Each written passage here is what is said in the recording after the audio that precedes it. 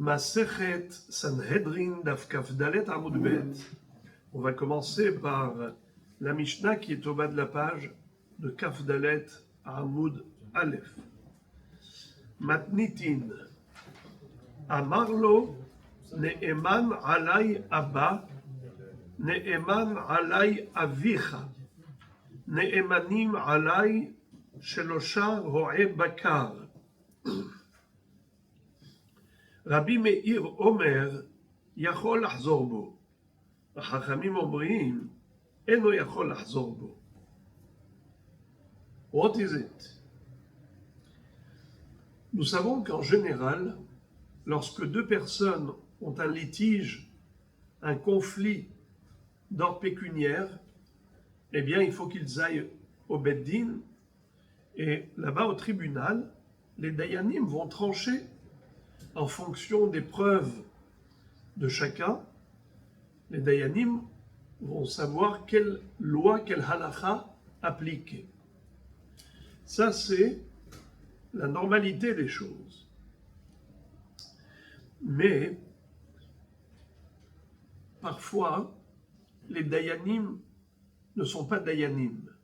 C'est-à-dire, d'après la halakha, un Dayan ne peut pas être proche parent ni du plaidant, ni du plaignant. Il ne faut pas qu'il y ait de lien de parenté. Il faut qu'il soit aussi kasher, tzaddik. Il ne faut pas que ce soit un dayan racha. Ainsi de suite. Il y a des critères très clairs pour définir et déterminer la kashrut d'un dayan. Mais imaginons que les deux personnes, les deux adversaires, n'ont pas trouvé de beddin convenable. Ils ont la possibilité de s'adresser à des gens qui ne sont pas kashers en tant que dayan. Est-ce qu'ils peuvent choisir de se faire juger par eux ou pas? Alors la Mishnah nous dit Amar lo, s'il lui a dit, qui a dit à qui? Eh bien, c'est les deux protagonistes, les deux adversaires. Le plaidant a dit au plaignant, ou le plaignant a dit au plaidant. On va les appeler Réhouven et Shimon, d'accord? Réhouven, c'est le plaignant, et Shimon, c'est le plaidant. On va prendre un exemple. Réhouven réclame à Shimon 10 000 shekels, sous prétexte qu'il lui a prêté. Il lui a prêté. Et l'autre, il dit, tu ne m'as jamais rien prêté. Ou bien, je les ai déjà remboursés. Peu importe. Alors, ils vont au Beddin, mais ce n'est pas un Beddin kasher. Est-ce que c'est possible qu'ils acceptent, tous les deux, ils se mettent d'accord, de se faire juger par un Beddin qui n'est pas kasher? Réponse, oui. Amarlo, s'il lui a dit Ne'eman alay Abba, Ne'eman alay Avicha, Ne'emanim alay Shelosha Ro'e Bakar, c'est-à-dire que ton père ou mon père, je les accepte. Je suis d'accord de me faire juger par eux, même si, selon la Torah, ils ne sont pas kashers. Alors comment ça se fait que c'est possible? C'est bizarre. La réponse, comme il s'agit d'argent, si moi je veux vous offrir de l'argent, je peux? Oui. Quand il renonce à son droit, c'est-à-dire que d'après la halakha, ces dayanim ne peuvent pas le condamner, mais lui il dit, allez, je suis d'accord. Si lui dit que je te dois, eh bien je te donnerai l'argent. Si lui dit que tu ne me dois pas, alors je renoncerai à cette dette, à cette créance. Ça veut dire qu'il y a une possibilité d'offrir de l'argent de bon gré. Alors, c'est la raison pour laquelle la Mishnah nous dit que les deux peuvent se mettre d'accord également de se faire juger par des dayanim qui ne sont pas kashers, tels que mon père, tel que ton père, tels que Shlosha Ro'e Bakar, ce sont des ignorants, voire des Rechaïm, car les bergers, souvent, vont laisser paître leurs troupeaux dans des pâturages qui ne sont pas cachers, c'est-à-dire aller brouter dans les champs des autres, et de ce fait, c'est un voleur le berger. Ro'e Bakar.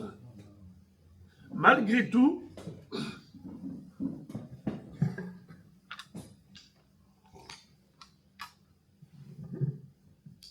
bien qu'il ne soit pas cachère, soit par l'ignorance de ces bergers, soit même par la richehoute de ces bergers, étant donné qu'ils se sont mis d'accord, eh bien, en effet, ça marche. Ils peuvent accepter leur jugement. Mais la question se pose, est-ce qu'une fois qu'on a accepté tous les deux de se faire juger par des dayanim qui ne sont pas cachers, est-ce qu'on pourrait faire machine arrière? Est-ce qu'on peut regretter après s'être engagé? C'est là la mahloket. Rabbi Meir Omer, Yachol achzor bo. Rabbi Meir dit, eh bien, l'un ou l'autre peuvent faire machine arrière et dire non, non, non, non, non, je veux des dayanim kesherim selon la Torah. Je veux pas un din de berger ou un din de ton père ou de mon père qui sont pas cachés. Hachamim omrim et non yachol achzor bo. Et Hachamim disent que non. Une fois que tu t'es engagé, tu ne peux plus faire marche arrière. Entre parenthèses, il y a ici un débat entre les Rishonim, à savoir de quoi parle la Mishnah. Est-ce qu'elle parle de Dayanim ou elle parle de Edim? Rashi a dit qu'il s'agit de Edim. Les Eman, de Dayanim, Mais il y a des Rishonim qui disent le mot Ne'eman. Qu'est-ce que ça veut dire Ne'eman? Crédible. De qui on parle quand on parle de crédibilité, de qui on parle? Pas des Dayanim. On parle des témoins. Un témoin, normalement, il doit être cachère. Il y a toutes sortes de critères pour la cacheroute d'un témoin. Pas n'importe qui peut être témoin. Il ne faut pas qu'il soit rachat. Il ne faut pas qu'il soit karov. Il faut que ce soit un homme. Pas un petit, il faut que ce soit un adulte, et ainsi de suite. Alors, quel est le din quand on dit Ne'eman alay?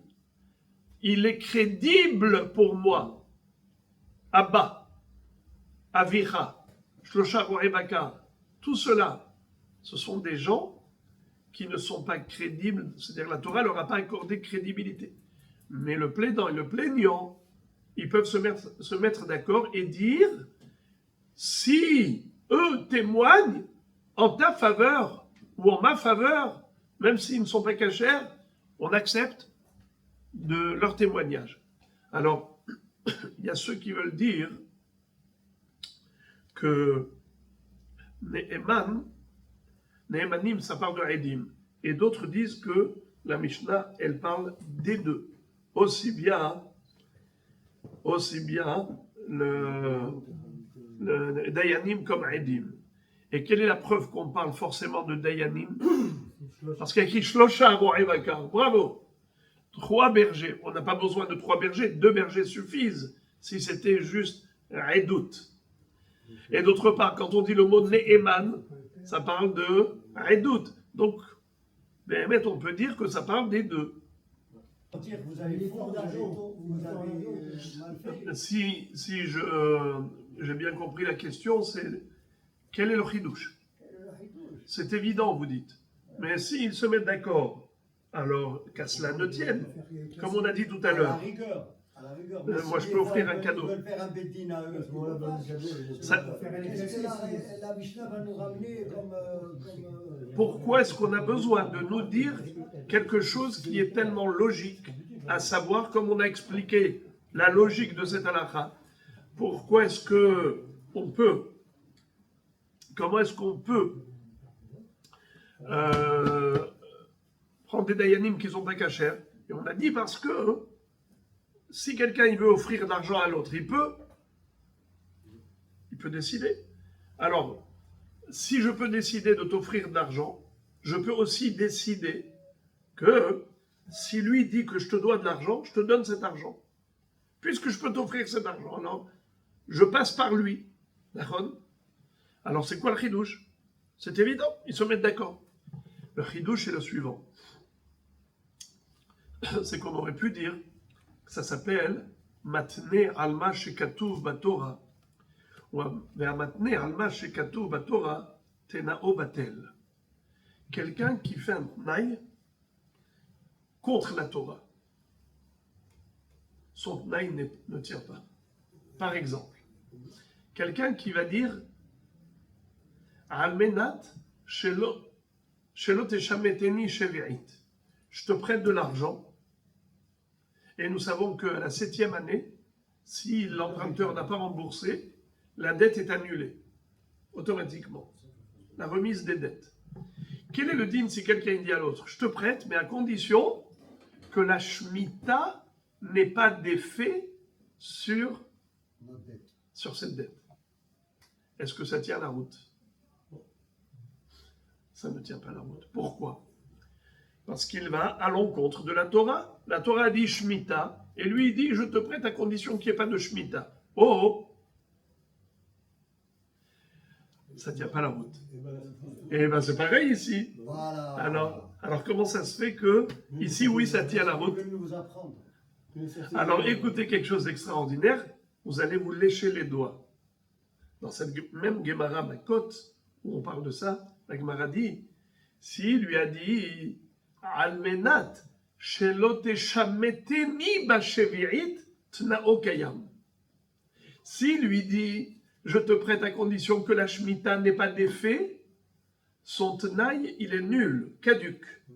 Mais s'il lui dit, je te prête à condition que toi, tu me rembourses, malgré la Shemitah, eh bien ça marche. Pourquoi? Parce qu'il y a une différence entre dire, je ne veux pas que la Shemitah prenne effet, et entre dire, non, la Shemitah, elle prendra effet. Mais toi, après ça, tu me donnes, malgré tout, tu me donnes de l'argent. Je te pose une condition de me donner de l'argent malgré la Shemitah. Ça veut dire que la Shemitah, elle annule la dette, mais toi, tu me donnes l'argent malgré tout. Alors ça ne s'appelle pas aller contre la Torah. Car je ne remets pas la Torah en cause. Qu'est-ce qu'a dit la Torah? Que la Shemitah, elle annule la dette? Elle annule la dette. Mais moi, je te demande, après l'annulation de la dette, tu me donnes l'argent. Ça marche. Là aussi.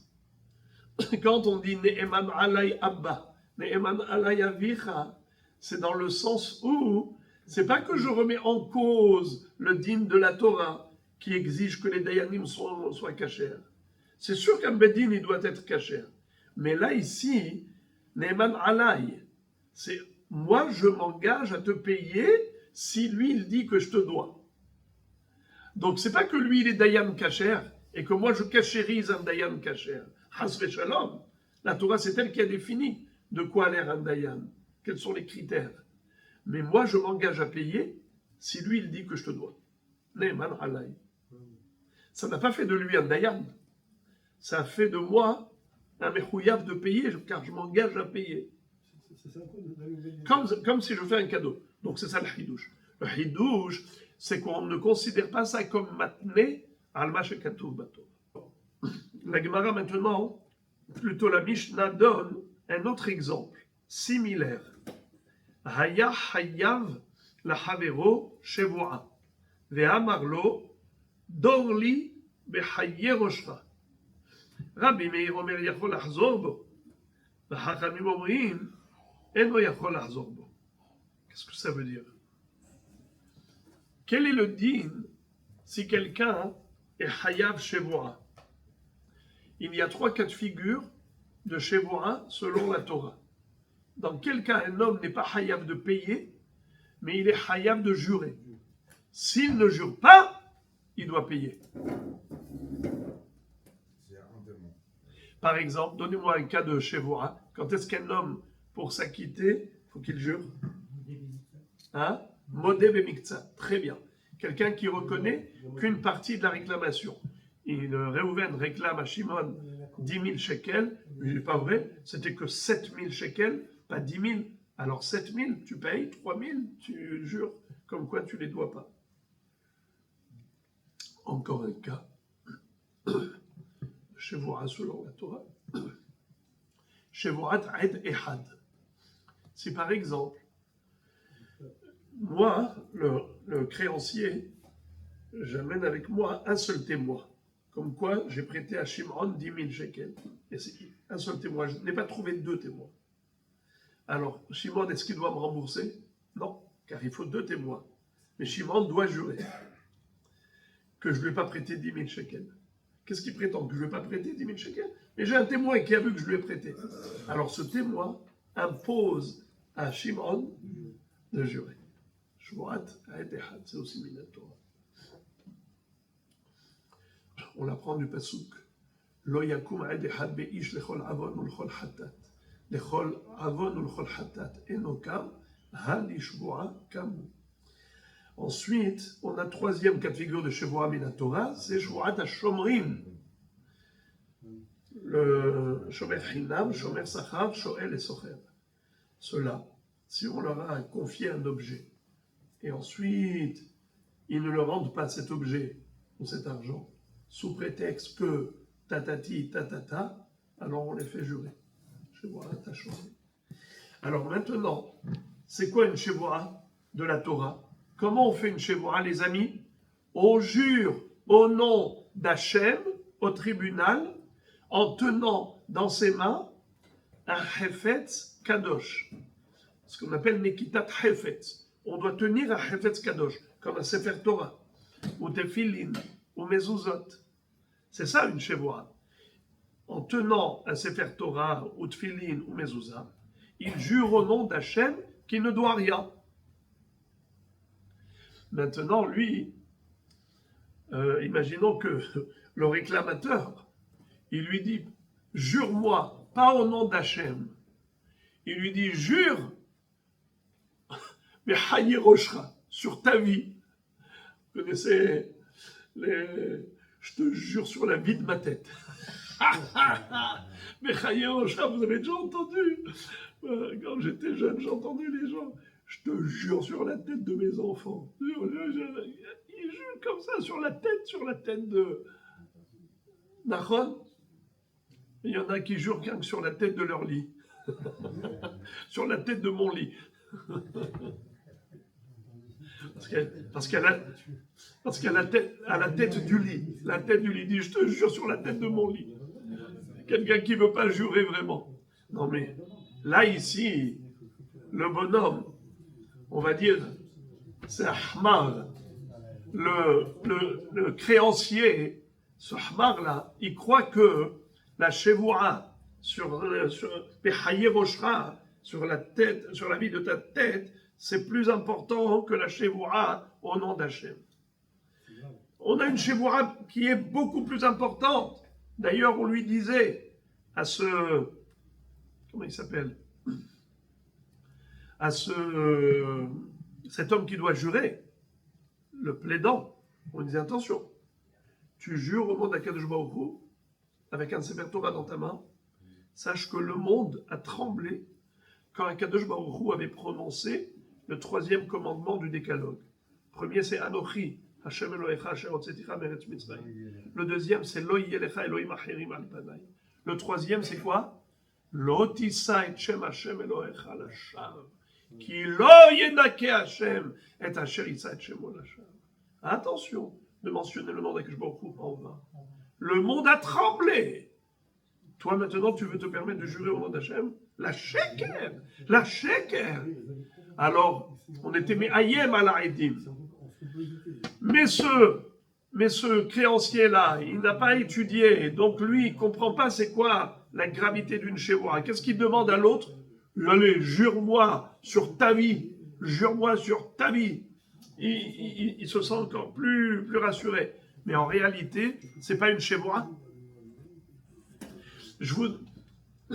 Quelqu'un, par exemple, qui devait jurer, soit Arbat HaShomrim, Shvuat HaShomrim, soit les Shvuat Echad, soit Shvuat Moed Miktzat. Quelqu'un qui devait jurer, il devait jurer au nom d'Hachem, avec un Sefer Torah, avec Nekitat Hefetz. Et ensuite, il te dit, Je te jure, sur ma vie, je te jure que je n'ai pas emprunté. Alors ce monsieur, maintenant, il n'est pas tour de payer. Ma pitom. C'est pas une chevoura, ça. Étant donné que ce n'est pas une chevoura, c'est sûr qu'il doit payer. Pour ne pas être hayab de payer, il faut faire une chevoura. Mais quelle chevoura? Chevoura de la Torah. Et la Torah, qu'est-ce qu'elle dit? Elle nous a donné les critères de la chevoura. Tu ne peux pas te permettre de t'acquitter avec n'importe quelle chevoura. Mais malgré tout, si le plaignant est d'accord, si Réhouven dit je suis d'accord que tu jures sur la tête de tes enfants, sur ta tête, eh bien, si tu me jures, eh bien je t'acquitte. Je t'acquitterai. Ça marche. C'est ça le deuxième exemple de la Mishnah. Haya hayav la havero shevua. Si le bonhomme il devait jurer, ve'amarlo, il lui a dit dor li behayeroshra. Dor ici c'est la racine dour. Dour, c'est quoi dour? La racine neder. Mais ici c'est pas vraiment neder, c'est shevua. Nedarim ou shvuot. Neder ou shevua. Ici dour li behayeroshra, ça veut dire fais un neder sur la vie de ta tête, dans le sens où tu vas me jurer sur ta tête. Alors, après ça, il a regretté, il dit non, je veux une vraie chevoura. Je veux pas une chevoura qui compte pour beurre. Rabbi Meir Omer yachol lahzor bo. Rabbi Meir dit, il peut regretter. Hachamim omrim eno yachol lahzor bo. Hachamim disent non. Tu as accepté, tu ne peux plus faire machine arrière. Fin de la Mishnah. On commence la Gemara. Amar Avdimi bered Rav Nachman bered Rav Yosef. Kegodekim le'aleh behad. Gemara. Amar Avdimi bered Rav Nachman bered Rav Yosef. Kegodekim le'aleh behad. Rabbi Meir a dit que un homme qui a accepté de se faire juger par des dayanim qui ne sont pas kashers, eh bien, il peut faire machine arrière. Le hidouche, nous dit la Gemara, même si le dayan qui n'est pas kasher, il est seul. C'est pas que les trois dayanim ne sont pas kashers. Abba, ou bien Avicha. Abba, c'est un seul dayan. Avicha, c'est un seul dayan. Et peut-être que les deux autres dayanim, ce sont des dayanim merveilleux, des dayanim mumhim. Et malgré tout, Rabbi Meir a dit, étant donné que l'un des trois n'est pas kasher, alors il peut encore faire machine arrière et dire je regrette. Au début, j'avais envie de te faire plaisir, j'avais accepté qu'on se fasse juger par un dayan qui n'est pas kasher. Mais maintenant je regrette, je veux absolument que les trois dayanim soient kasher. Selon Rabbi Meir, il peut en effet regretter et se raviser. Même s'il y a deux dayanim ksherim, c'est la majorité, on ne va pas d'après la majorité. Il faut que les trois dayanim, à l'unanimité, soient des dayanim ksherim. Sinon, il peut faire machine arrière. Et maintenant, la Gemara va nous expliquer exactement de quoi parle la Mishnah. Alors, je vous dis en préambule, il y a ici deux adversaires. Les deux adversaires se sont mis d'accord. Et ils ont dit, allez, on va se faire juger par des magistrats qui ne sont pas qualifiés, qui ne sont pas cachers. On accepte. Après, il y en a un qui a regretté. Celui qui a regretté, il peut se raviser ou pas. Rabbi Meir dit oui, il peut se raviser. Hachamim disent, il ne peut pas se raviser. Une fois que tu t'es engagé, tu t'es engagé. La question se pose. De qui on parle quand on a dit il peut regretter ou il ne peut pas regretter? Il est écrit Eno yachol lahzor bo ou yachol lahzor bo. C'est qui celui-là? Yachol lahzor bo.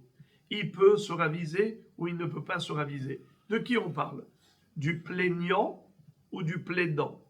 De Réhouven, le plaignant, qui réclame le remboursement de la dette?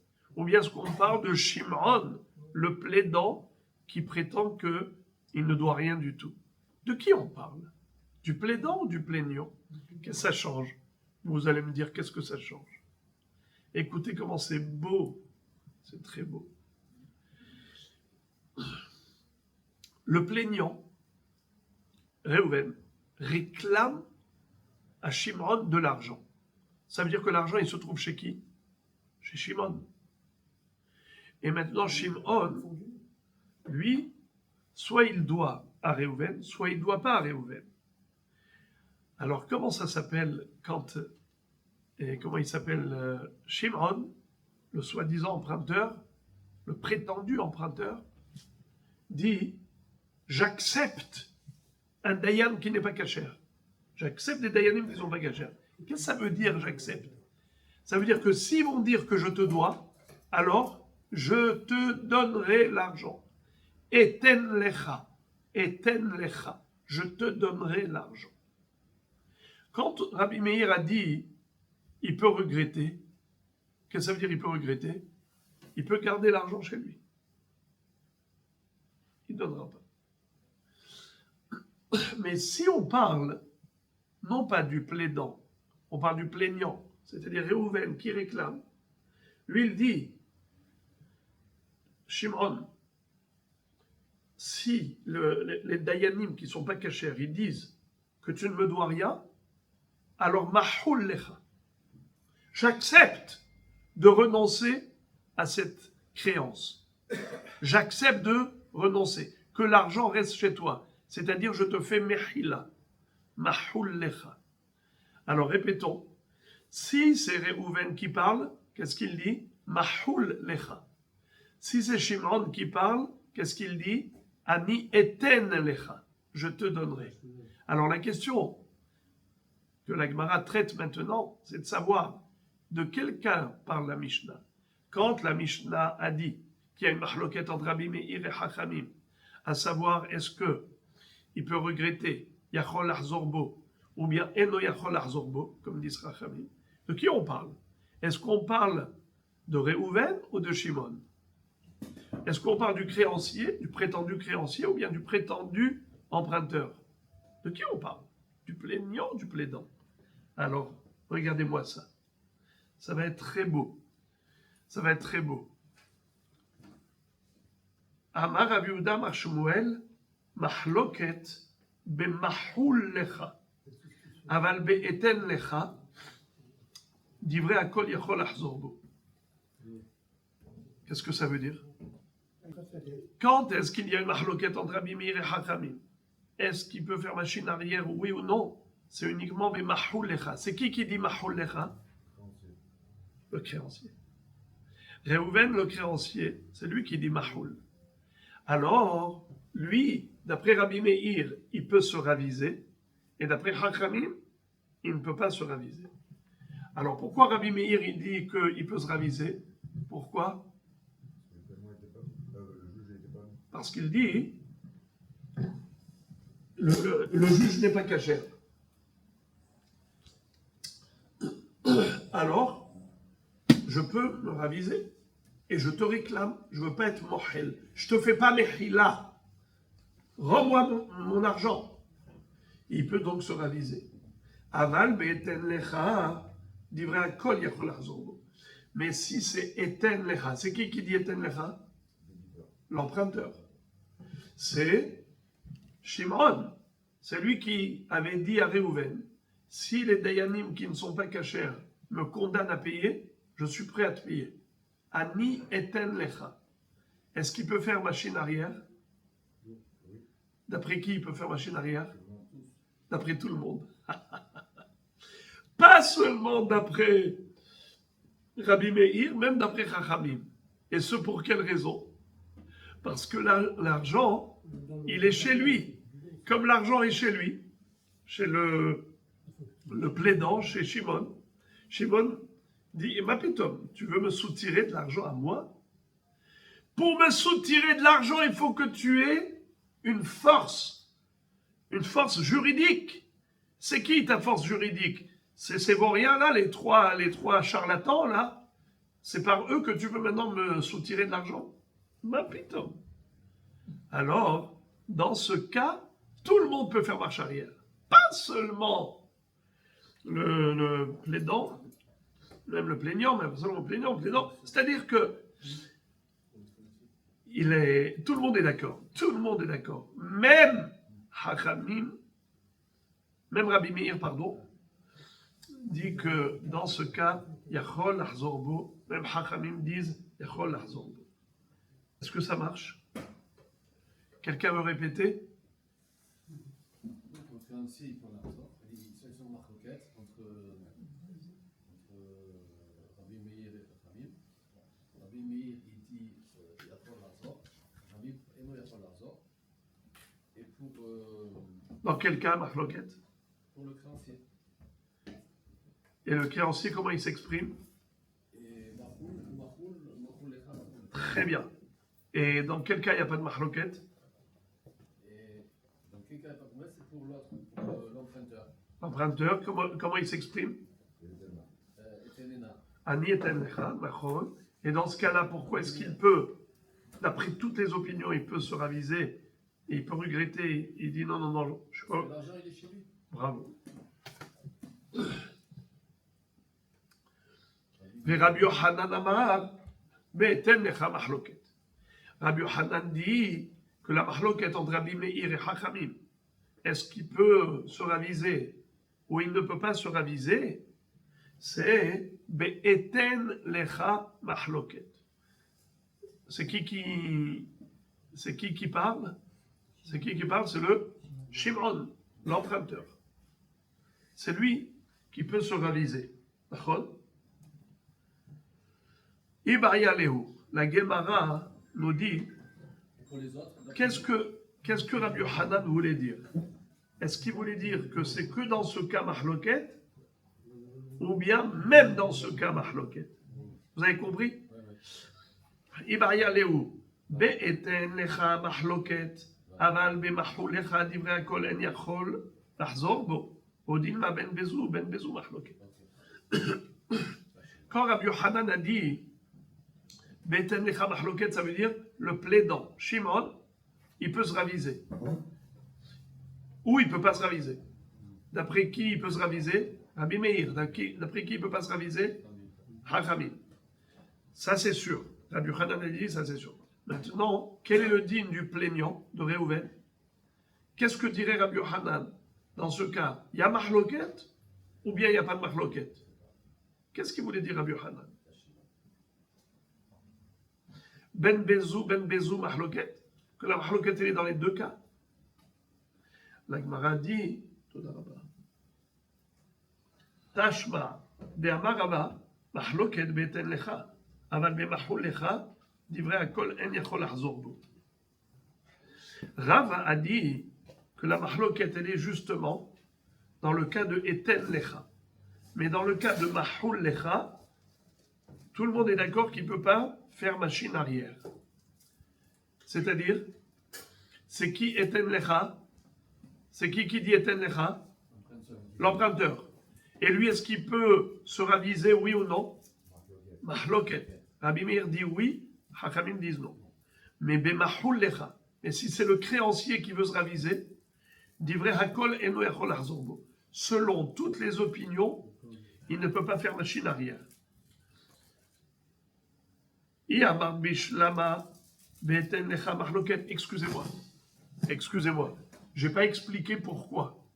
Pourquoi il y a lieu de dire que le créancier ne peut pas faire machine arrière? Qui peut me dire pourquoi? Pourquoi, d'après toutes les opinions, le créancier qui était d'accord pour des magistrats qui ne sont pas cachers, il ne peut plus faire machine arrière? Personne ne pourra annuler une dette.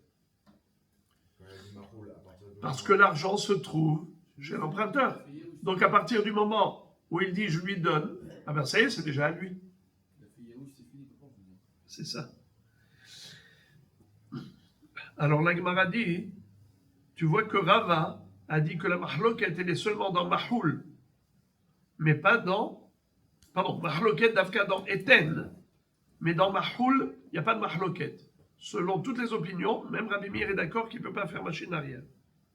Alors la Gemara dit, si on dit que Rabbi Yochanan aussi avait dit pareil, alors Rava, il a voulu dire comme Rabbi Yochanan.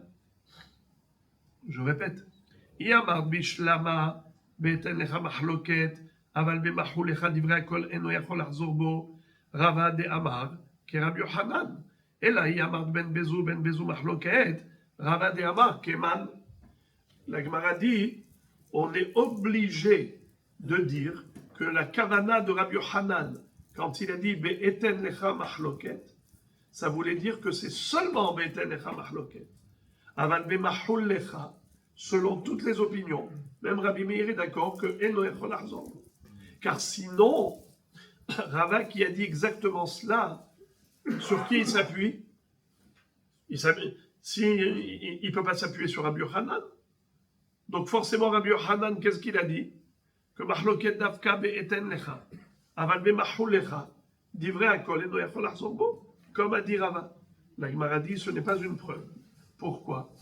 Rava, ta'ama de nafsheka amar. Rava, il t'a donné sa propre opinion. Mais ça ne veut pas dire forcément que Rabbi Yochanan pense ainsi, car Rava c'est un Émora, et il n'a pas besoin de s'appuyer sur un autre Émora qui est Rabbi Yochanan. Et donc c'est possible que Rava et Rabbi Yochanan ne sont pas d'accord. Alors maintenant les amis, on va faire un résumé, un récapitulatif. Regardez, imaginez-vous que j'avais un tableau, que j'écrivais comme ça. On a la première opinion, c'est Rabbi Yehuda au nom de Shmuel. Shmuel, qu'est-ce qu'il dit? Mahloket bemachul lecha. Rabbi Yochanan, qu'est-ce qu'il dit? Mahloket be'eten lecha. Mais aussi bemachul lecha. Mahloket be'eten lecha et machul lecha. Et ensuite, on a Rava qui dit Mahloket be'eten lecha.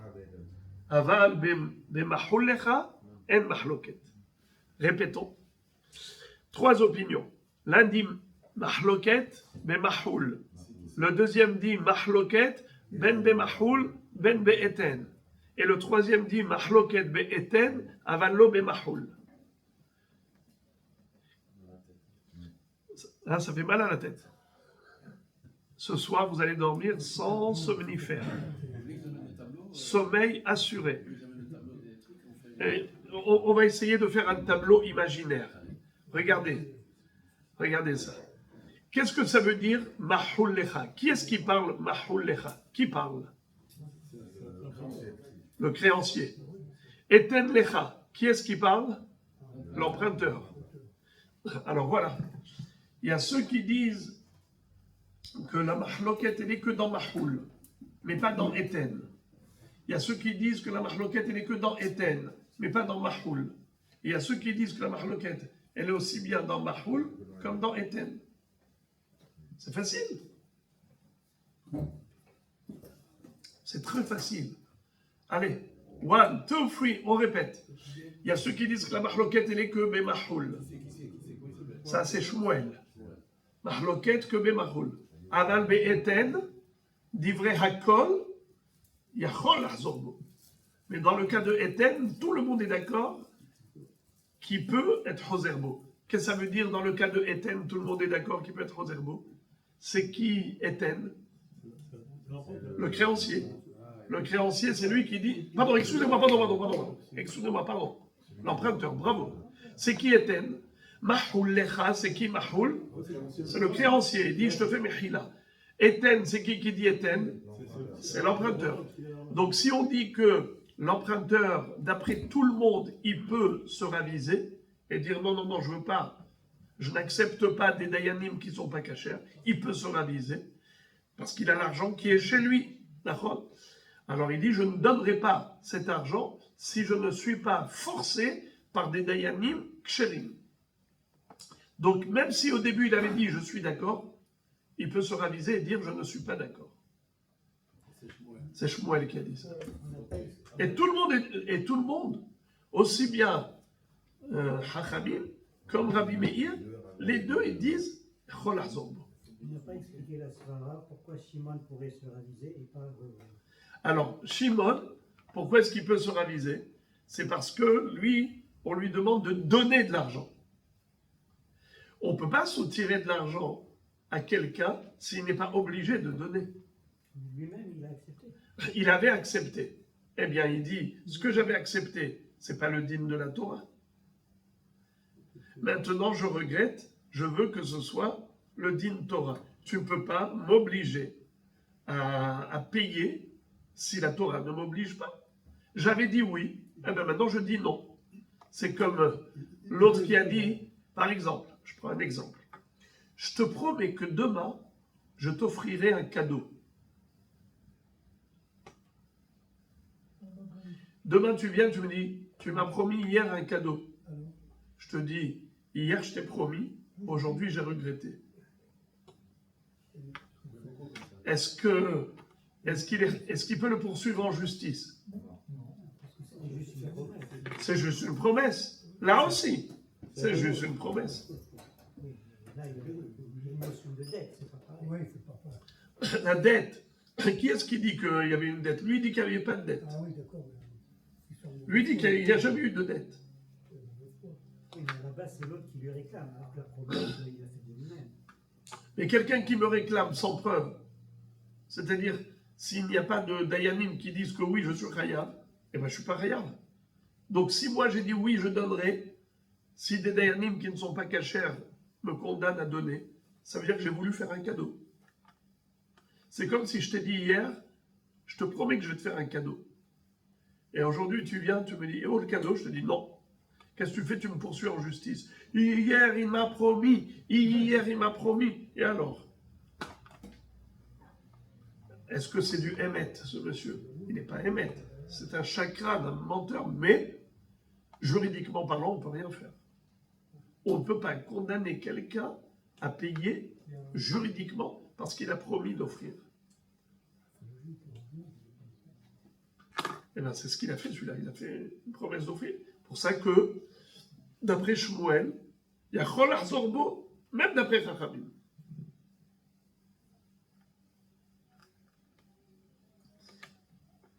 Alors, dans quel cas il y a une mahloquette? Et Chachamim ils disent Eno Chol Achzorbo. Mais Mahul Lecha, c'est quand le créancier a dit j'accepte des dayanim qui ne sont pas cachers. En d'autres termes, j'accepte de t'offrir l'argent. Pourquoi il ne peut plus faire machine arrière? Car l'argent est déjà chez l'autre. Alors, Chachamim disent, il ne peut pas faire machine arrière. Mais Rabbi Meir dit, même dans ce cas, il peut faire machine arrière. Vous avez compris les svarot? Maintenant, Rava, il dit juste le contraire.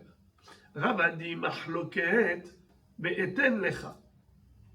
Aval be'mahul lecha, divrei akol, eno yachol lahzor bo. Qu'est-ce que ça veut dire? La mahloket, c'est Davka si c'est l'emprunteur qui avait accepté de donner Eten Lecha. Alors, Hachamim disent, tu as dit Eten, tu ne peux plus faire machine arrière. Rabbi Meir dit, bien sûr qu'il peut faire machine arrière, car l'argent est chez lui, il ne veut pas donner l'argent. Il ne veut pas donner l'argent. Eh bien, il peut regretter. Mais Bemahul Lecha, et quand c'est Reuven, le créancier qui a dit Mahul Lecha, lui, dans ce cas-là, il y a une mahloquette. Et pardon, d'après tout le monde, même d'après Hachamim, il y a Chol Achzorbo. Pourquoi il y a Chol Achzorbo? Pourquoi il y a Chol Achzorbo? Qui peut me dire pourquoi il y a Chol Achzorbo? Bemahul Lecha. Aval Bemahul Lecha, divrei akol, en yachol Achzorbo. Ouais. Non, mais oui, Rava dit, Aval Mahul Lecha divrei akol, en yachol Achzorbo. Pourquoi? Bravo, Kol hakavod. Pourquoi dans Mahul Lecha il ne peut plus faire machine arrière? Parce qu'une fois qu'il a fait Mechila, il a fait Mechila. C'est clair? Ou c'est clair que ce n'est pas clair? Maintenant, d'après Rabbi Yochanan, on peut dire que d'après Rabbi Yochanan, la mahloquette, elle est dans les deux cas. Il n'y a pas de différence entre créancier ou emprunteur. À partir du moment où ils se sont engagés, peu importe. L'homme échappé, que ce soit Mahoulach ou que ce soit Etenlach, d'après Rabbi Meir, Yachol Achzorbo, d'après Chachamim, Eno Yachol Achzorbo. Ce soir, vous avez eu Kaparat Avonot. La Gemara dit comme ça. Etive Rab Ahabar Tahlifa le Rava. Haya Hayav le Havero Shevua. ואמר לו, דור לי בחיי ראשך. רבי מאיר אומר, יכול לחזור בו. והחכמים אומרים, אינו יכול לחזור בו. מה אליו? באותן הנשבעים ולא משלמים, דאבלה כמחול לך. Les amis, je vous pose la question. À chaque fois que la Torah donne la possibilité à quelqu'un de s'acquitter d'une réclamation de dette en jurant, en prêtant serment. Quel est le sens de cette chevoura? C'est qu'une chevoura, c'est pour pouvoir démontrer sa justesse. On lui accorde crédibilité dans la mesure où il jure. On lui dit, bon, tu as juré comme quoi tu ne dois pas, on te croit sur parole. D'accord? Mais qui est-ce qui jure en général? C'est celui qui réclame ou c'est celui qui, au contraire, se défend en disant je ne dois rien? Est-ce que c'est celui qui réclame ou bien c'est celui à qui on réclame l'argent? Qui jure? C'est celui à qui on réclame. Très bien. Ça s'appelle Nishbar velo meshalem. Nishbar velo meshalem. En jurant, il ne paye pas. Vous savez que Chachamim, dans certains cas, ils ont inversé la chevoura. Ils ont dit, ce n'est pas celui qui veut s'acquitter qui jure. C'est celui qui réclame l'argent qui jure et il prend l'argent. Normalement, ça n'existe pas ça dans la Torah. On n'a jamais vu que quelqu'un, il jure et il prend de l'argent. Par exemple, je viens chez vous, je dis, je te jure que tu me dois 1 million de shekels. Je te prends ta maison. Sympa? Sympa? Ça existe ça dans la Torah? Ça existe? Ça n'existe pas. Et pourtant, Chachamim, dans certains cas, ils ont dit oui, bonhomme, il jure et il prend. Par exemple, un Henvani Alpin Kasso, un ouvrier, quelqu'un qui a travaillé, il attend son argent. Et lui, il ne peut pas oublier s'il a reçu ou pas reçu. Il sait qu'il n'a pas reçu. Mais l'employeur, il a 1000 ouvriers. Tac, tac, tac, tac, il a donné. Il dit, mais je t'ai donné à toi aussi. Et l'autre, il dit, je te dis que tu ne m'as pas donné. Je t'ai donné, tu ne m'as pas donné. Il n'y a aucune écriture, aucune signature, aucun témoin. Eh bien, figurez-vous que Chachamim, on dit, l'ouvrier, il jure et il prend l'argent. Il prend son salaire. Pourquoi? Parce qu'ils ont dit, lui, Mskin, l'employeur, il a perdu la tête. Il y a une raison pourquoi il s'est trompé. Parce qu'il a tellement d'ouvriers. Mais l'ouvrier, il a un seul employeur. Et il a un seul salaire. Il y a un seul employé dans la société. Ça, c'est une bonne question. Alors, encore un autre cas. Un voleur, un menteur, un escroc, notoire. D'accord? Tu vas lui dire, allez, jure que tu ne dois pas. Mais celui-là, il peut te jurer sur sa mère et son père. Il te vend, toute sa famille te la vend pour dessous. Tu vas le croire, celui-là. Hachamim ont dit, Shekenegdo Hashud ala shvua. Si son adversaire, il est susceptible de mentir, même en jurant, à quoi ça sert de faire jurer? Hachamim disent, escroc, malin, malin et demi. Toi, tu ne vas pas jurer pour t'acquitter. C'est ton adversaire qui va jurer pour te prendre l'argent. Car lui, il est Neheman. Toi, tu n'es pas Neheman. Ce n'est pas un dîme de la Torah. C'est un décret de Chachamim. D'accord? Alors comment ça s'appelle ça? Ça s'appelle Shevuat Hanotlin. La Shevuat de ceux qui prennent l'argent. Normalement, c'est Nishbar Veniftar. Je jure pour m'acquitter. Mais pas que je jure pour prendre.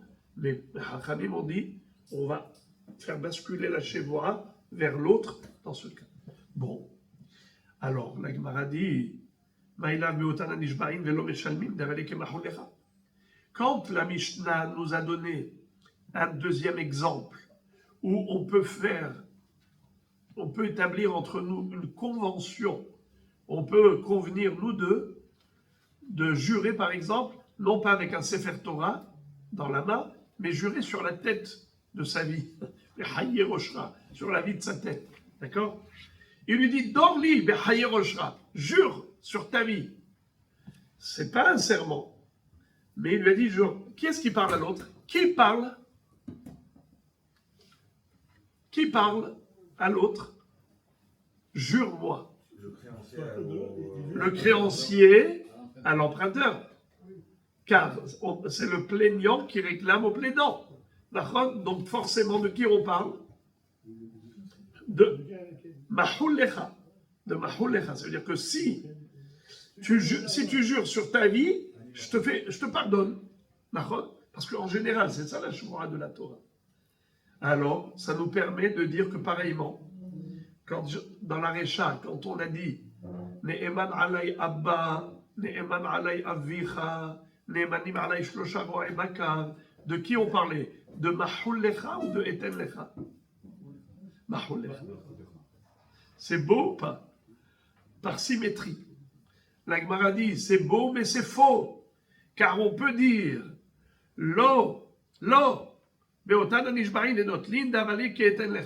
on peut dire que la Mishnah elle parle de quel Shevuat? Pas Shevuat Niftarin, Shevuat Notlin. Pas la Shevuat de la Torah, où on jure pour s'acquitter. Peut-être qu'on parle de la Shevuat établie par les Hachamim. Dans les cas exceptionnels, où Hachamim ont dit, c'est l'autre qui jure et il prend l'argent. Par exemple, l'ouvrier il jure et il prend l'argent du propriétaire. Par exemple, l'escroc notoire, c'est l'autre qui jure et il lui prend l'argent à cet escroc. Donc, ça s'appelle Eten Lecha. Parce que qui est-ce qui a dit, qui a parlé à l'autre? Dans ce cas-là, qui est-ce qui dit à l'autre jure sur ta vie, sur ta tête? C'est qui? C'est l'emprunteur qui dit au créancier jure. Parce que l'emprunteur, c'est un escroc notoire. Alors il dit à l'autre. Donc maintenant, ça s'appelle Eten Lecha. Donc on n'a toujours pas de preuve. Est-ce qu'on parle du créancier ou on parle de l'emprunteur?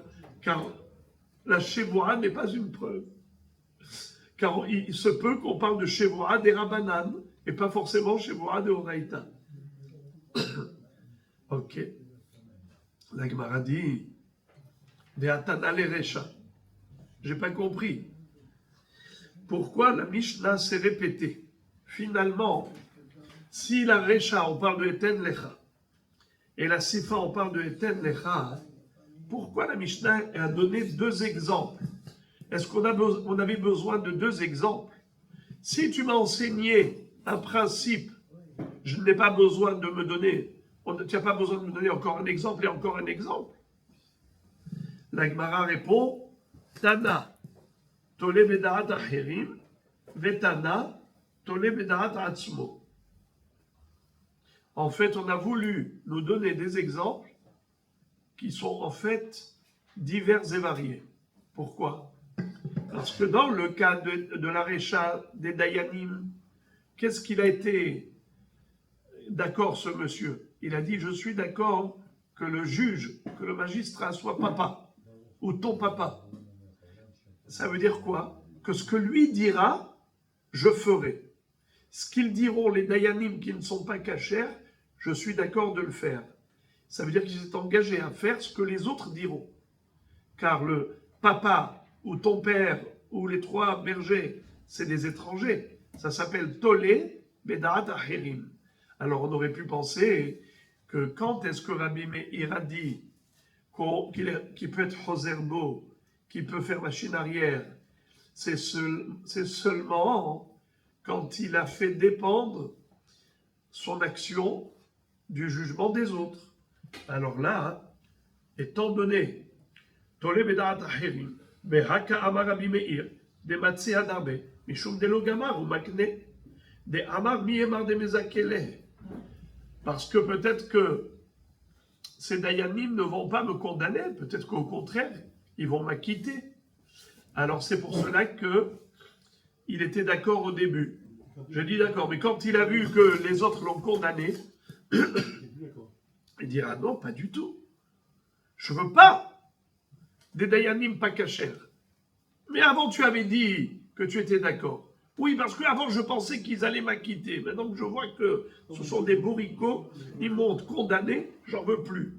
Alors, en effet, on aurait pu penser que c'est la raison pour laquelle Rabbi Meir avait dit Yachol Ahzorbo. Il peut se raviser. Mais dans le cas de Tolebedat Atzmo, par exemple, c'est quoi Tolebedat Atzmo? Dans le cas de la Sefa, où il a dit jure sur ta vie. Jure sur ta vie, c'est pas un serment de la Torah, il faut un Sefer Torah, il faut jurer au nom d'Hachem. Mais lui, il a dit jure sur ta vie. C'est qui a décidé de faire confiance sur la base d'une Shevoura qui n'en est pas une? C'est toi. Personne t'a obligé. C'est pas Ahérim, c'est pas des étrangers, c'est toi. Alors, une fois que toi, tu t'es engagé, on aurait pu penser que tu ne peux plus faire machine arrière, même d'après Rabbi Meir. Et c'est ça le chidouche. Aval beto le bedaat atzmo ima, modele ou les rabanan. C'est pour cela. Liyash mo'inan beha, beha kamre rabanan, aval behahi, ima modele Rabbi Meir. Et si on nous avait parlé que du cas de la Sefa, on aurait pu penser que dans le cas de la Recha, où il est Tole Bedaat Acherim, même Chachamim serait d'accord avec Rabbi Meir pour dire qu'il peut être aux herbeaux. Et c'est ça le chidouche. C'est que même dans la Recha, où il est Tole Bedaat Acherim, Chachamim prétendent qu'on ne peut plus faire machine arrière. Parce qu'une parole, c'est une parole. Une parole d'honneur doit être respectée. Tu as été d'accord, tu ne peux plus faire machine arrière. C'est quoi la différence entre Tole Bedaat Acherim et Tole Bedaat? Tole Bedaat Acherim, c'est dans le cas des Dayanim. Je prends sur moi que ce que les Dayanim vont dire, je ferai. Mais lui, il ne sait pas ce que les Dayanim vont dire. Mais quand il dit jure sur ta vie, et si tu jures sur ta vie, j'accepte. C'est qui a accepté? C'est lui. Ça veut dire, c'est Tole Bedaat Atzmo.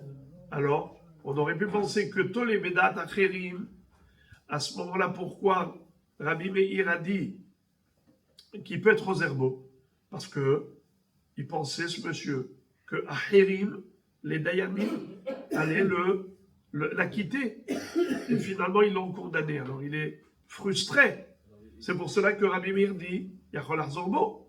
Mais quand il est Tole Bedaat Atzmo, il n'a pas de prétexte. Pourquoi tu vas être Choser Becha? Pourquoi tu vas faire machine arrière? Il n'y a pas de raison. Tu as dit que tu es d'accord, ben tu es d'accord. Tu étais d'accord sur cette Shevoura, tu ne peux plus faire machine arrière. C'est ce qu'on aurait pu croire. C'est la raison pour laquelle la Mishnah avait besoin de nous dire que la mahloket entre Rabbi Meir et Chachamim, elle a lieu pas seulement dans Tole Bedaat Atzmo, mais même dans Tole Bedaat Acherim. Et maintenant, on va terminer tout le sujet avec un débat qui est similaire, exactement. On va faire ce qu'on appelle un copier-coller, sauf que le point focal n'est pas le même. Le focus, on va le mettre sur un autre détail. Regardez. Amar Ish Lakish, Mahloket lifne gmar din, avalé ha gmar din, divrei hakol enu yachol lahzor bo. Rabbi Yochanan Amar, les ahag mardin mahloket.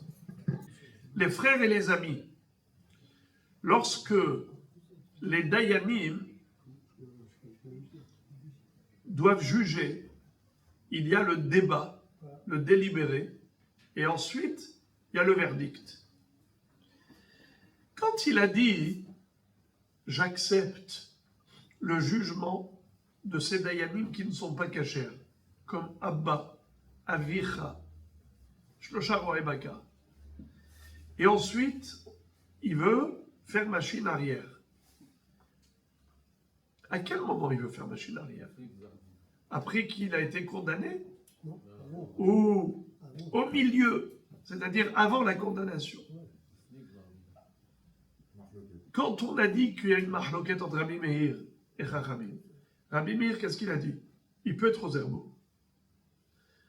Chachamim, qu'est-ce qu'il dit? Il ne peut pas être aux herbaux. Mais de quel moment il parle? Mais de quoi on parle?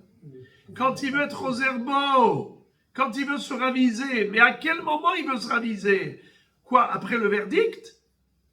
Ou bien avant le verdict, pendant le délibéré? À quel moment il y a la mahloket Rabbi Meir et Chachamim? Est-ce qu'il peut être aux herbaux ou il ne peut pas être aux herbaux? De quel moment on parle? Alors c'est mahloket. Mahloket entre Rish Lakish et Rabbi Yochanan. Rish Lakish dit mahloket lifnei gmardin. La mahloket, elle est avant le gmardin. Aval echad gmardin, divrei hakol eno yachol lachzor bo. Mais après le verdict, même Rabbi Meir est d'accord avec Chachamim qui ne peut pas faire machine arrière. Mais Rabbi Yochanan amar, l'echad gmardin mahloket. Rabbi Yochanan dit, la mahloket, elle est après gmardin. Mais qu'en est-il l'ifnei gmardin d'après Rabbi Yochanan? Il y a mahloket ou il n'y a pas mahloket? Ou est-ce que tout le monde est d'accord que il peut être aux herbaux, puisqu'il n'y a pas encore le gmardin? Qu'est-ce qu'il voulait dire Rabbi Yochanan? C'est le safek de la Gemara. Ibaria Léo. Qu'est-ce qu'il voulait dire Rabbi Yochanan? Les hag gmardin mahloket, aval ifnei gmardin, divrei hakol yachol lachzor bo, odima ben bezou mahloket. Est-ce que Rabbi Yochanan voulait dire que la mahloket entre Rabbi Meir et Chachamim, elle est dans tous les cas de figure, pas seulement l'ifnei gmardin, mais même les hag gmardin? Ou bien il voulait dire davka les hag gmardin mahloket, aval ifnei gmardin, même Chachamim serait d'accord avec Rabbi Meir pour dire qu'il y a chol achzor. Pourquoi? Car il n'y a pas encore de gmardin. Alors c'est sûr qu'il peut faire machine arrière. Ça fait la Gemara. La Gemara, comment elle va répondre à cette question? Elle va dire Tashma de Amarava qui bel alav karov au pasoul. Si le bonhomme a dit j'accepte même un juge qui est karov, même un juge qui est pasoul. L'ifnei gmardin yachol lachzor bo. Avant le jugement, il peut se raviser. Pardon, excusez-moi. Avant le verdict, il peut se raviser. Les hag gmardin et no yachol lachzor bo. Mais après le verdict, il ne peut plus. Iyamat bishlama les hag gmardin mahloket aval ifnei gmardin divrei hakol yachol lachzor bo Rava de Amar ke Rabbi Yochanan ve'aliba de Rabbanan. Ela iyamat ben bezou mahloket Rava de Amar keman ela lav shma mina les hag gmardin mahloket shma mina. C'est-à-dire, la Gemara veut faire une démonstration très très fine, très subtile. Elle dit, tu veux savoir qu'est-ce qu'il pense Rabbi Yochanan? Je vais te dire. Lui, ce qu'il pense Rabbi Yochanan, c'est que la mahloket, elle est davka les hag gmardin, après le verdict. Aval l'ifnei gmardin, il n'y a pas de mahloket. Tout le monde est d'accord qu'il peut être aux herbaux. Même Chachamim sont d'accord. Quelle est la preuve? C'est que Rava, lui, il a dit la chose suivante. Amar Rava, ki bel alav karov pasoul, l'ifnei gmardin, yachol lachzor bo. Si le Beddin n'a pas encore prononcé le verdict, il peut regretter et dire je ne veux pas des dayanim pas kasher, je veux des dayanim ksherim. Il peut se raviser. Les hag gmardin eno yachol lachzor bo. Mais après le gmardin, il ne peut pas être aux herbaux. Iyamar bishlama les hag gmardin mahloket. Si tu dis que d'après Rabbi Yochanan, la mahloket, selon lui, c'est que la hag gmardin, aval ifnei gmardin divrei hakol yachol lachzor bo. Mais avant le verdict, d'après toutes les opinions, même Chachamim serait d'accord avec Rabbi Meir pour dire qu'il peut se raviser. Rava de Amar ke Rabbi Yochanan, n'allez pas de Rabbanan. Alors, en effet, Rava, ce qu'il a dit, ça correspond à ce qu'a dit Rabbi Yochanan au nom de Hachamim. Que quoi? Que après Gmardin, il ne peut pas être aux herbeaux, mais avant Gmardin, il est relâche zorbo. Et là, il y a ben bezou mahloket. Mais si tu dis que la mahloket, d'après Rabbi Yochanan, elle est dans les deux cas de figure, avant verdict et après verdict, Rava de Amar Keman. Alors Rava, il s'appuie sur qui? Et là, l'Amshma Minna. Donc forcément, on peut déduire d'ici les Hag Mardin Mahloket. Comme Rabbi Yochanan avait dit, la Hag Mardin, c'est uniquement Hag Mardin. Mais avant Gmardin, tout le monde est d'accord qu'il peut être Roserbo, même d'après Hachamim. D'accord? Alors les amis, quelle est la preuve pour les paroles de Rabbi Yochanan? C'est ce qu'a dit Rava. Je suis certain que vous vous posez la question. C'est quoi la question que vous vous posez? C'est que là-haut, on avait essayé de démontrer quelle était l'intention de Rabbi Yochanan grâce à Rava. Et après, on a dit, mais non, pas du tout. Quel rapport entre Rava et Rabbi Yochanan? Rabbi Yochanan, il pense une chose, et Rava, il pense autre chose.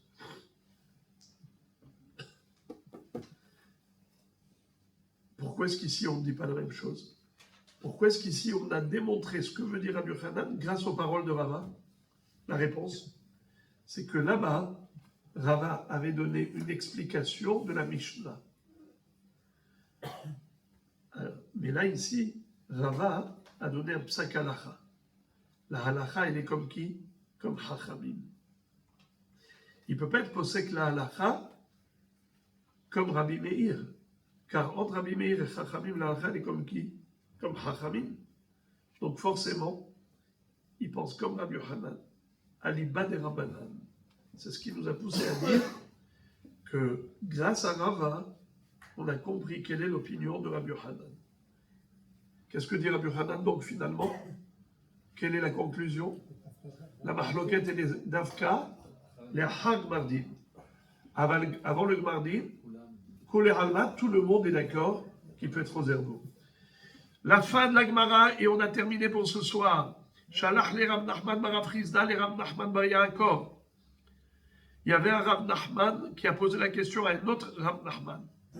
Celui qui a posé la question, il s'appelait Rav Nachman bar Rav Chisda. Il a envoyé un courrier pour poser la question à Rav Nachman bar Yaakov. Il lui a dit, Yelamedenu Rabbeinu. Rabbeinu, s'il vous plaît, enseignez-nous, donnez-nous un pirouche. Lifne Gmardin Mahloket ou le Hag Mardin Mahloket? Est-ce que la Mahloket entre Rabbi Meir et Chachamim, c'est avant Gmardin ou après Gmardin? Deuxième question. Halacha Kedivremi. Halacha est comme Rabbi Meir ou comme Chachamim? Il lui a répondu aux deux questions. Shalachle. Il lui a envoyé dire le Hag Mardin Mahloket. Le Halacha Kedivrei Chachamim. La Mahloket, elle est le Hag Mardin et pas l'Ifnek Mardin. Le Hag Mardin, d'après Chachamim, il ne peut plus faire machine arrière. Et Rabbi Meir dit malgré tout, il peut faire machine arrière. Mais avant Mardin, d'après toutes les opinions, et maintenant, quelle est la halakha, les Hag Mardin? Comme Rabbi Meir qui a dit Yachol Arzorbo, ou comme Chachamim qui ont dit Eno Yachol, la halakha est comme Chachamim. Que après Gmardin, Eno Yachol Arzorbo. Rav Ashi Amar, Hachi Shalachle. Rav Ashi avait une autre version de la question et la réponse que Rav Nachman a envoyée à Rav Nachman. Voici la question qu'il lui a posée. Achi shalachle. Ve'eten lecha mahloket, ou be'mahou lecha mahloket. La mahloket, elle est dans le cas où eten lecha, c'est-à-dire c'est le créancier. Pardon, c'est l'emprunteur. Bravo. Bravo. Ve'eten lecha mahloket, c'est l'emprunteur qui a dit je suis d'accord et maintenant il n'est plus d'accord, il veut faire machine arrière. C'est lui qui a la possibilité de faire machine arrière d'après Rabbi Meir et d'après Chachamim, il ne peut plus faire machine arrière. Ou bien, la mahloket, elle est dans mahoul. C'est-à-dire que c'est le créancier qui a dit « je te pardonne ». Et dans ce cas-là, Rabbi Meir dit « il peut faire machine arrière ». Et Chachamim dit « il ne peut plus faire machine arrière ». Alors de qui on parle? Du créancier ou de l'emprunteur? Il lui a répondu, et aussi la halakha est comme qui? Comme Rabbi Meir ou Chachamim? Il lui a répondu « Shalach lebeten lecha mahloket » et halakha qui dit Chachamim. La mahloket, elle est par rapport à l'emprunteur. Quand il dit « eten lecha », eh bien dans ce cas-là, quel est le deal? Est-ce qu'il peut faire machine arrière, oui ou non? D'après Rabbi Meir, oui. D'après Chachamim, non. D'accord? Il ne peut plus faire machine arrière d'après Chachamim. Même dans le cas de Eten Lecha. Ça veut dire que même dans ce cas, même dans ce cas-là, même dans Eten Lecha, il ne peut plus faire machine arrière. À plus forte raison, Mahou Lecha. Mais Soura Matne Hachi.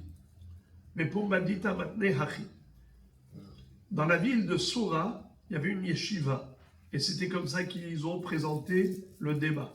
Mais dans la ville de Pumbadita, en Babylonie, il y avait une autre yeshiva. Là-bas, ils ont présenté la question ainsi.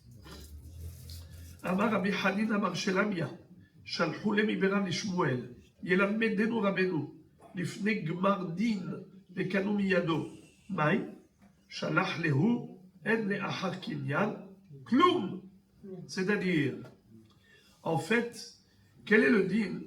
Si avant le Gmar Din, l'un des adversaires veut faire machine arrière, et il dit, non, j'ai regretté, je veux des bons dayanim, je veux une vraie shevoura. Mais en fait, ils avaient fait Kinyan Soudar. Vous savez c'est quoi Kinyan Soudar? C'est comme le Hatan sous la Choupa. Il soulève un objet pour s'engager. Eh bien là aussi, qu'est-ce qu'on avait fait avec lui? On lui a dit, vas-y, qu'est-ce que tu dis? Que tu es d'accord pour des dayanim qui ne sont pas cachers? Il a dit oui. Fais Kinyan. Dis-moi, qu'est-ce que tu es d'accord pour une Shevoura qui jure sur la tête de sa vie, sur la vie de sa tête? Nahon? Tu es d'accord? Fais Kinyan. Ils ont fait un Kinyan avec lui. Et là, on est encore avant le Gmar Din. Avant le Gmar Din. Est-ce qu'il peut regretter, oui ou non? Il a fait Kinyan. Eh bien, bravo. La réponse est que une fois qu'il y a eu Kinyan, finish. Car un Kinyan Soudar, c'est marché conclu. Il n'y a plus de possibilité de faire machine arrière. Le sujet est verrouillé. Ça y est, le Kinyan Soudar, dès qu'il a soulevé, c'est un engagement irréversible. Et voilà donc en effet ce qu'il lui a répondu. Shalach lehu en le'achar Kinyan klum. À partir du moment où il y a eu un Kinyan, même si on est avant le Gmar Din, et même d'après Rabbi Meir, il ne peut plus faire machine arrière.